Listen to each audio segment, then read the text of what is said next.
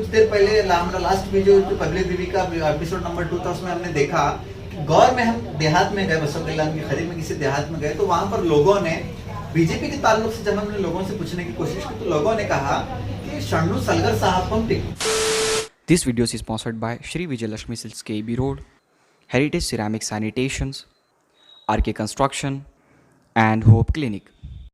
Hello everyone and welcome to our channel Mass Media Basava Kalyan. जिस तरह से आप जानते हैं कि हम लोग लगातार फील्ड पर बने हुए हैं, आप तक पब्लिक के ख्यालात लाने की कोशिश कर रहे हैं कि आखिर बाई इलेक्शंस को लेकर के अवाम का क्या कहना है, किस पार्टी को लेकर के अवाम ज्यादा सोच रही है या किस कैंडिडेट की तरफ अवाम का ज्यादा ध्यान है। तो ऐसे ही हमने पिछले एपिसोड में जो एनालिटिकल फीडबैक का पहला एपिसोड आपने देखा, उस एपिसोड में हमने कांग्रेस के ताल्लुक से बात की।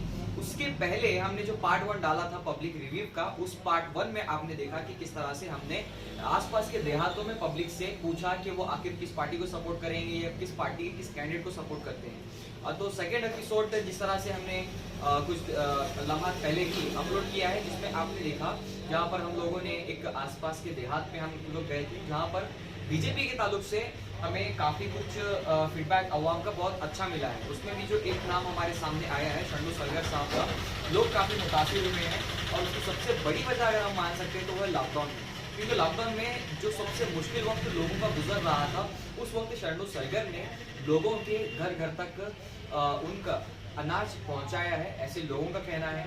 और जो दूसरी सबसे बड़ी बात यह है कि आखिर बीजेपी जो चाहती है कि कोई लोकल का कैंडिडेट हो, तो उसमें शरणु सलगर भी नहीं आए। और जो दूसरे टफ लीडर माने जा रहे हैं कैंडिडेट जो दावेदार हैं, वो है गुंडू रेड्डी, वो खुद भी बसव कल्याण से नहीं। तो ऐसे में मल्लिकार्जुन एस खोबा एक सिंगल जो है उपाय बच जाता है। उनके अपोजिट में विजय मंठाले भी हैं जो टिकट की मांग कर रहे हैं, मगर वो अभी उतने चर्चित नहीं है जितना कि मल्लिकार्जुन एस खोबा। मगर जो रुझान है अवाम का, वो उस रहने के बावजूद भी अब ये चीज डिपेंड करती है कि आपकी पार्टी क्या सोचती है मल्लिकार्जुन एस खोबा की। देखिए मजर, अगर हम हाईकमान की बात करें बीजेपी की, तो बीजेपी का जो रुझान नजर आ रहा है, बीजेपी शुरुआत में लोकल कैंडिडेट को टिकट देने के लिए तो राजी नहीं थी शायद, जिसकी वजह से आज तक पसोपेश में है बीजेपी। क्योंकि बीजेपी ने कहा कि येदियुरप्पा साहब के बेटे भी इलेक्शन लड़ सकते हैं, येदियुरप्पा साहब की बहू भी, डॉटर इन लॉ भी इलेक्शन लड़ सकती हैं। तो अब ये समझना बहुत ही मुश्किल है इस वक्त अंदाजा लगाना कि बीजेपी अपना टिकट किसे देगी। मगर जैसा कि हमने कुछ देर पहले हमारा लास्ट में जो पब्लिक रिव्यू का एपिसोड नंबर 2 था, उसमें हमने देखा गौर में हम देहात में गए, बसव कल्याण की खरीद में किसी देहात में गए, तो वहां पर लोगों ने बीजेपी के ताल्लुक से जब हमने लोगों से पूछने की कोशिश की तो लोगों ने कहा कि शरणु सलगर साहब को हम वोट देंगे। उसकी हमने जब वजह पूछी उनसे तो उन्होंने वजह का ये इजहार इस तरह से किया कि शरणु सलगर साहब ने लॉकडाउन के मुश्किल वक्त में हमारी मदद की, हम तक राशन पहुंचाया, हमारी प्रॉब्लम्स को सॉल्व करने की कोशिश की। तो देखने में ये आया है कि शरणु सलगर साहब देहात में काफी चर्चित हैं, क्योंकि चर्चा हो रही है। इसकी रीजन ये है, इसकी वजह ये है कि शरणु सलगर साहब ने लॉकडाउन में बहुत सारों की मदद की। जैसे कि आम न्यूज में भी आ रहा था, चर्चा में आ रहा था कि शरणु सलगर साहब बहुत लोगों की मदद कर रहे हैं लॉकडाउन में। खोबा साहब ने मदद की नहीं की, वो न्यूज में तो नहीं आया, शायद की हो। अब नाम बहुत से हैं बीजेपी के ताल्लुक से। बीजेपी के खुद खोबा साहब ने अपने इंटरव्यू में कहा था कि 12 कैंडिडेट बसव कल्याण से हाईकमान के अप्रोच हुए हैं, हाईकमान तक, कि हमें टिकट दिया जाए। मगर मसला यहाँ पर है कि जो बसव कल्याण की बीजेपी बॉडी है, ताल्लुका बसव कल्याण की बीजेपी बॉडी, जिसके सिटी प्रेसिडेंट कृष्णा गोने साहब हैं और भी बहुत सारे मेंबर हैं उसके, वो लोग किस कैंडिडेट को सपोर्ट कर सकते हैं या फिर उन लोगों का कैंडिडेट कौन होगा, ये बड़ी पसोपेश की बात है। क्योंकि अभी तक किसी भी तरह से बीजेपी की किसी भी बॉडी ने किसी भी प्रेस कॉन्फ्रेंस में या फिर कृष्णा गोने साहब ने जो सिटी प्रेसिडेंट है, किसी भी इंटरव्यू में उन्होंने अब तक ये नहीं कहा है कि हमारा कैंडिडेट फलां होगा। उन्होंने किसी कैंडिडेट का नाम लिया है। तो जैसे हमने लास्ट एपिसोड में कांग्रेस के बारे में बात की थी, तो यहाँ पर भी उसी तरह का माहौल है। मगर कांग्रेस के पास मुश्किल ये है कि कांग्रेस के पास 2 कैंडिडेट हैं, मगर बीजेपी की मुश्किलें ज्यादा इसीलिए हैं क्योंकि इनके पास 10 से 12 कैंडिडेट, नंबर्स ऑफ कैंडिडेट हैं जो अपने आप को अहल समझ रहे हैं इलेक्शन लड़ने के लिए बीजेपी के टिकट पर। अब होगा ये कि अगर बीजेपी एक बेंगलुरु से एक शख्स को लाके बसव कल्याण में अगर इलेक्शन लड़ाएगी, या येदियुरप्पा साहब के बेटे हो सकते हैं, बहू हो, यहाँ पे ये होगा कि लोकल लीडर्स हैं जो अपने आप को कैंडिडेट समझ रहे हैं या फिर अपने आप को कैंडिडेट दिखलाना चाहते हैं, टिकट मांग रहे हैं, क्या वो उनका सपोर्ट करेंगे जी।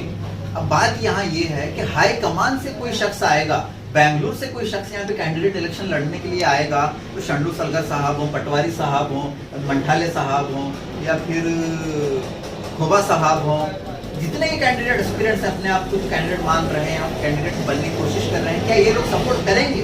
अगर सपोर्ट करेंगे तो चांसेस ज्यादा हैं, क्योंकि अगर बेंगलुरु से कोई कैंडिडेट आएगा तो इनके सपोर्ट करने के चांसेस ज्यादा हैं, क्योंकि इनके आपस में कोई इख्तलाफ नहीं रहेगा, क्योंकि एक लीडर बड़ा आएगा तो ये लोग खामोश हो जाएंगे। मगर मसला तो बीजेपी के लिए तब बनेगा जब इन 12-10 में से कोई शख्स अगर कैंडिडेट बनता है बीजेपी के टिकट पर, तो मसला ये होगा कि जो दूसरे लोग हैं, जैसे कि अगर खोबा साहब को मिलता है टिकट, तो शंडू सलगर साहब हैं, पटवारी साहब हैं, मंठाले साहब हैं, वताड़े साहब हैं, ये लोग क्या उस खोबा को सपोर्ट करेंगे?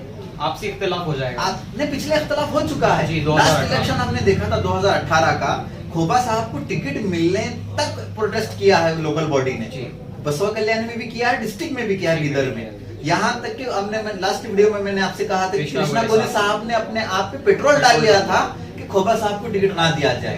तो क्या इस बार भी वही चीज दोहराई जाएगी?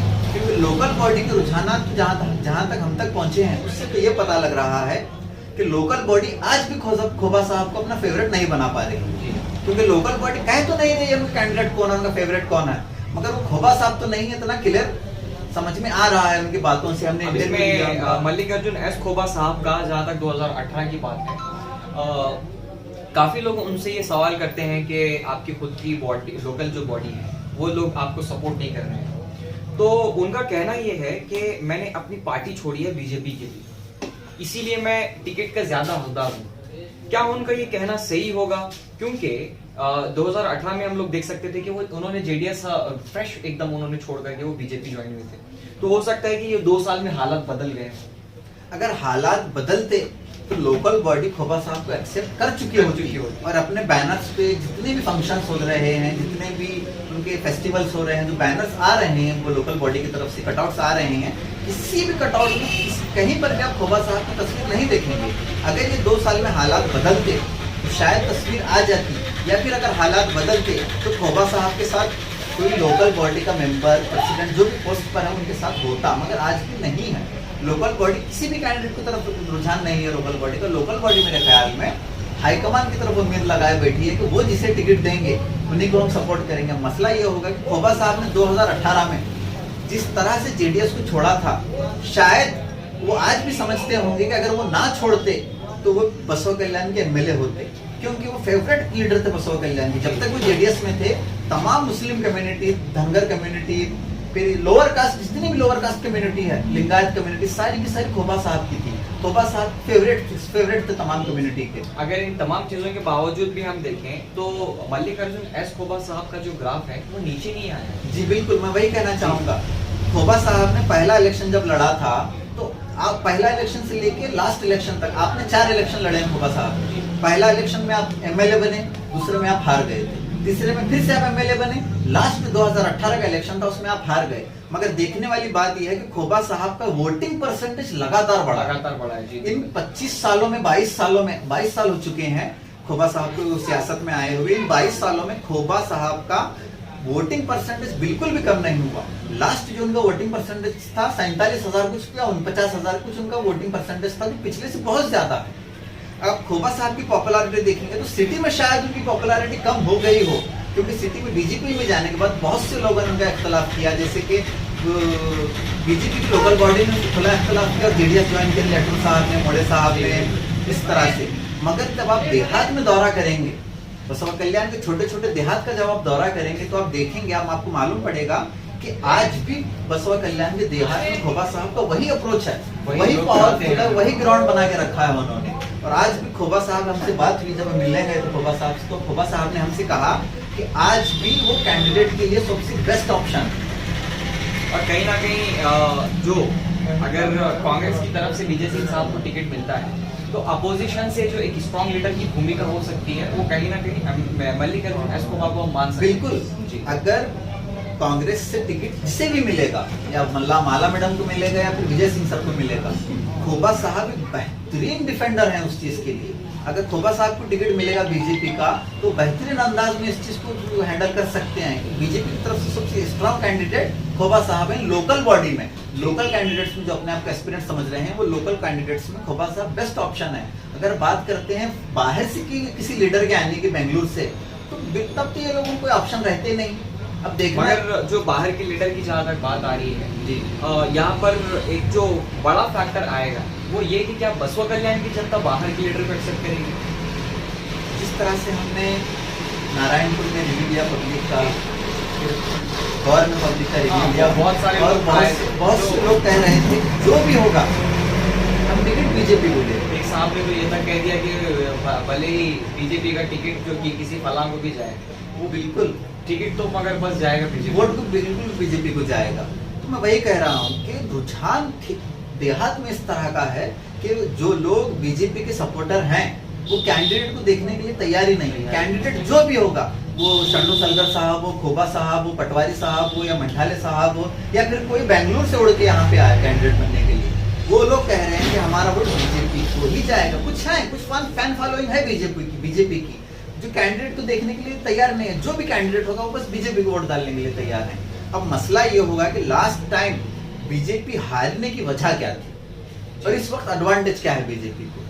लास्ट टाइम बीजेपी को मुश्किल ये दरपेश आई कि जब पीजे सिंधिया साहब बसवा कल्याण में इलेक्शन लड़ने के लिए आए जेडीएस से, तो एक तो पीजे सिंधिया साहब बहुत लेट आए, उसके बावजूद 30 से 35 हजार के बीच में वोट लिया आपने।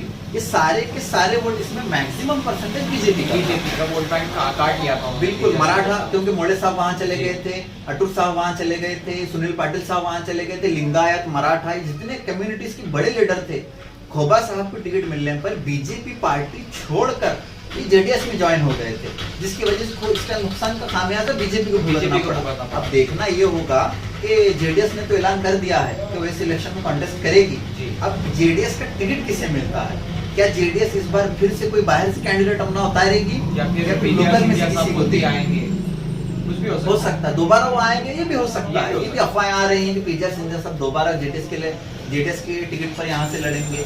अगर यहाँ पर कैंडिडेट जेडीएस का स्ट्रॉन्ग उतरता है तो इसका सारा खामियाजा बीजेपी को भुगतना पड़ेगा मेरे ख्याल में। और अगर जेडीएस किसी मुस्लिम कम्युनिटी के कैंडिडेट को टिकट देती है तो इसका सारा खामियाजा कांग्रेस को भुगतना पड़ेगा। जी जी देखिए, जिस तरह से अभी आपने जितनी बातें सुनी हैं कि यहाँ पर जो राजनीति डिपेंड करती है वो पार्टी के कैंडिडेट पर डिपेंड करती है, ना कि पार्टी पर। जी बिल्कुल।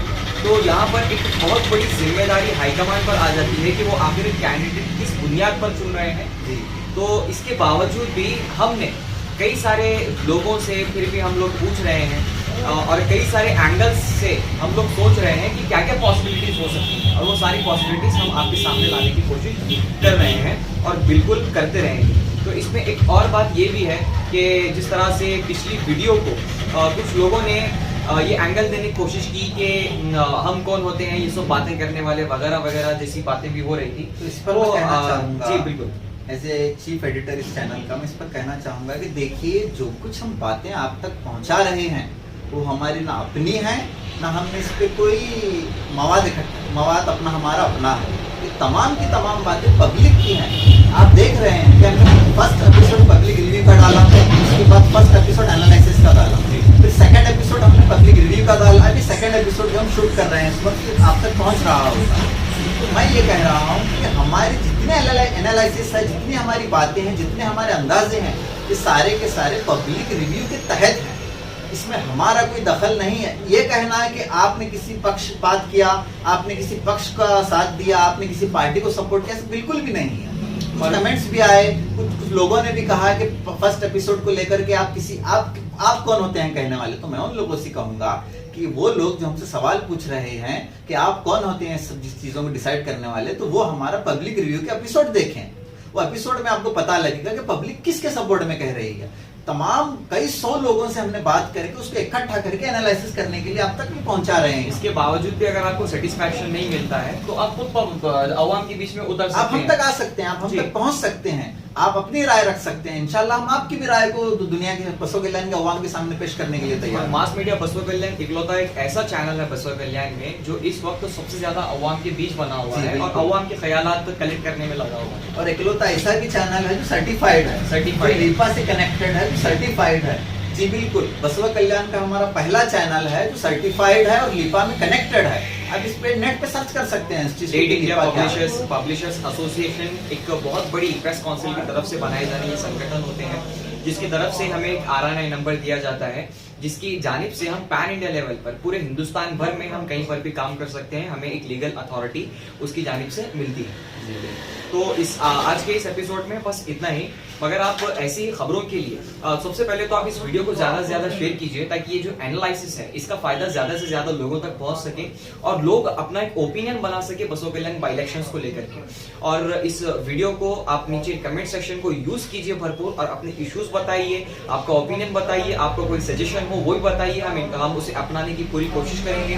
और आज के लिए बस इतना ही। मगर आप ऐसी खबरों के लिए बने हैं हमारे चैनल मास मीडिया बसों कल्याण के साथ।